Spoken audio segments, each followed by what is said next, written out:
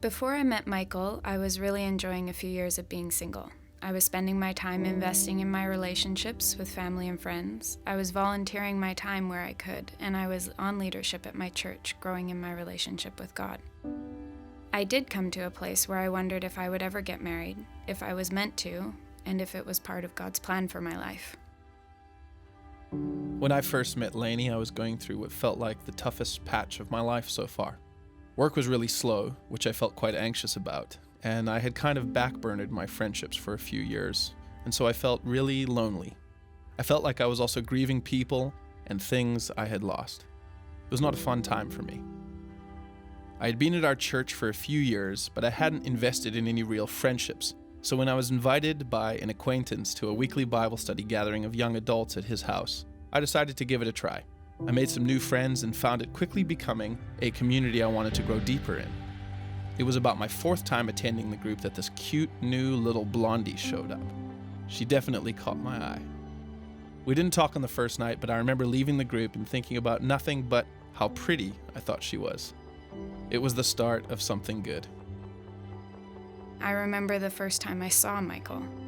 It was my first night at this community group where I really didn't know anyone, and halfway through, Michael came in, interrupting this woman's presentation, making some joke about being at a fight club. Not exactly the best first impression. I got the feeling he was a little bit obnoxious and maybe a little bit into himself. But he was handsome, and while maybe he had everyone's attention in that moment, he held on to mine. I went back the following week, and while I sat on the couch alone, Michael came and sat beside me, introducing himself. I knew immediately that I enjoyed talking with Michael. His communication was kind and honest, and I appreciated it. And it was after the second group that I saw her sitting alone on the couch for a few moments, and I decided to introduce myself. We found out we had a bunch of mutual friends and lots of shared interests. I really enjoyed talking to Lainee. She listened empathetically and also shared her ideas and thoughts. The conversations were fun and natural. We started a friendship, and I found myself looking forward to seeing him, joking with him, and talking to him. We had been spending a lot of our time together with friends, and sometimes just the two of us, which seemed to happen a fair bit, even though we never intentionally planned on it. I found Michael interesting. I remember telling my friend, I just like his brain. I like the way he thinks about things. I like being with him. It was always natural, always real. I never felt the need to try and be someone better or more impressive with Michael. Over the course of about 6 months, we had a handful of these hilariously unintentional pseudo-dates, where we'd invite a bunch of friends from our community group to hang out, and people would say they'd be there, but no one would show up but us. We went for walks alone in Fort Langley, went to a concert downtown, and even watched the Stanley Cup. Neither of us knowing much of anything about hockey, so we Googled most of what the announcers said. Our times together were fun, honest, and no frills. I really liked that.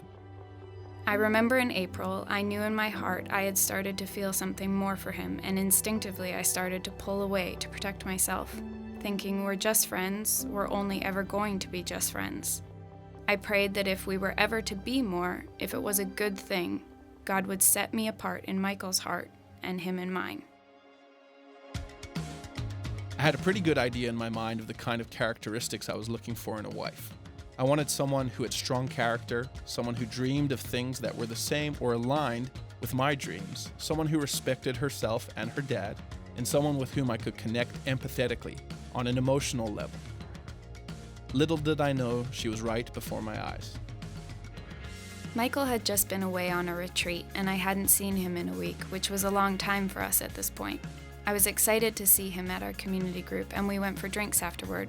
When he asked me to hang out the following evening, the last thing I was expecting was for him to tell me he had feelings for me. I knew there was a potential risk. Michael had become my best friend. I loved spending time with him, and no one could make me laugh like he could. We could lose that, or we could gain so much more. It wasn't until I went away on a songwriting retreat that I let myself be honest about missing Lainee and wanted to be back home with her. After our first community group back from the writing retreat, I quietly invited Lainee out for a drink. Accustomed to our tendency to invite the whole group, she turned around and announced we were going for a drink and anyone is welcome to join. That plan foiled, I invited her over to my house the next evening, but I didn't tell her I was inviting no one else. We kind of watched a romantic movie, and let's just say things had begun. There was one afternoon in June, Michael and I shared with each other all of those things that are hard to share. And I remember feeling for the first time that this is what being loved was. In that moment, I was truly known.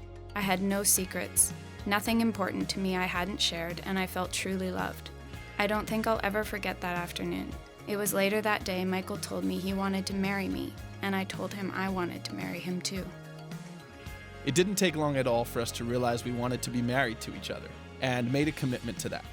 After a month, I asked her parents for their blessing to marry her, and they said yes. I had no idea Michael was going to propose to me the day that he did. It was a surreal moment. He read me a letter, and it took me until halfway through to finally realize he was asking me to be his wife. We had legitimately considered eloping, but we decided not to because a wedding is not just about the two of us. Although we recognize that our covenant is between us and God, we also really value the encouragement and support of our friends and family. I believe in my heart that this commitment we have to each other started back in June. Today we get to make it official in front of God, our family, and our friends. This day is about our vows, and our vows are ultimately about our trust in a God who shows endless love to us and gives us the love we need to be faithful, patient, and kind to each other. Sometimes I still can't believe what God has provided for me in Michael. He is everything I've ever prayed for and more. Today I feel joy, but more than that, I feel peace. God has given me, in Lainee, a beautiful woman in every way. She is much more than I deserve.